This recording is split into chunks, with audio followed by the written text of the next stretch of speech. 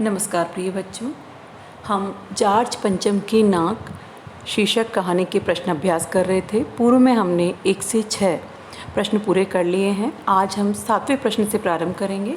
तो आइए देखते हैं। 7वां प्रश्न है, नाक मान सम्मान प्रतिष्ठा का द्योतक है। यह बात पूरी व्यंग्य रचना में किस तरह उभर कर आई है।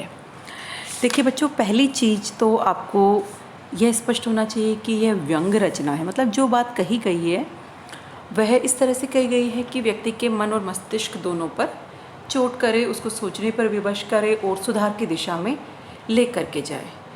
तो यही चीज़ हमें पूरी कहानी में समझ में भी आती है कि नाक मान सम्मान और प्रतिष्ठा की प्रतीक है। जॉर्ज पंचम भारत के क्या थे?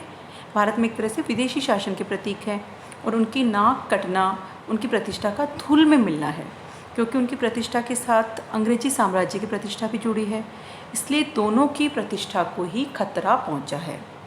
इसका अर्थ है कि स्वतंत्र भारत में अंग्रेजी साम्राज्य और जॉर्ज पंचम की नीतियां जो है वो भारत विरोधी मान करके एक तरह से उनको नकार दिया गया है, उनको स्वीकार नहीं किया गया है। भारतीय जनमानस पर वे जो है एक तरह से अपना सकारात्मक प्रभाव नहीं रखती हैं।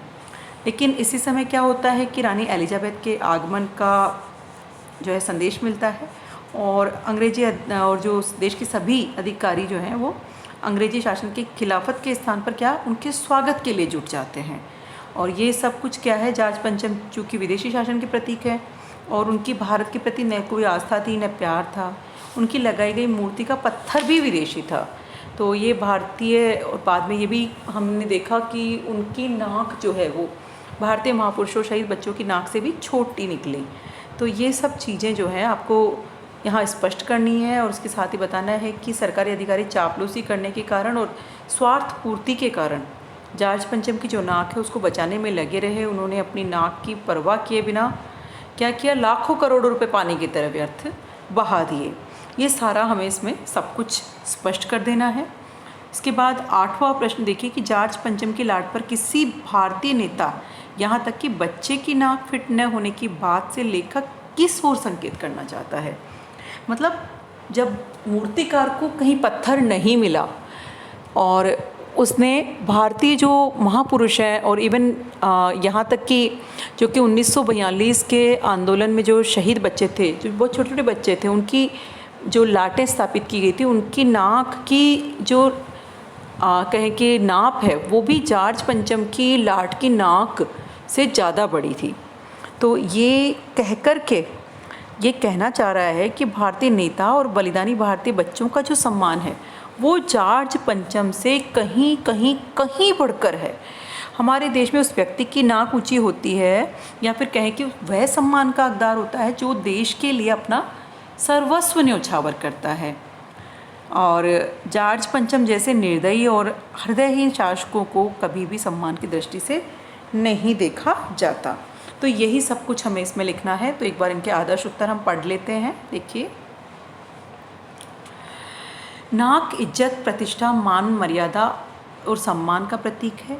शायद यही कारण है कि इससे संबंधित कई मुहावरे जैसे कि नाक कटना, नाक रखना, नाक का सवाल, नाक रगड़ना आदि जो है प्रचलित हैं। यह बात लेखक ने विभिन्न बातों द्वारा व्यक्त की। रानी एलिजाबेथ अपने पति के साथ भारत के दौरे पर आ रही थी।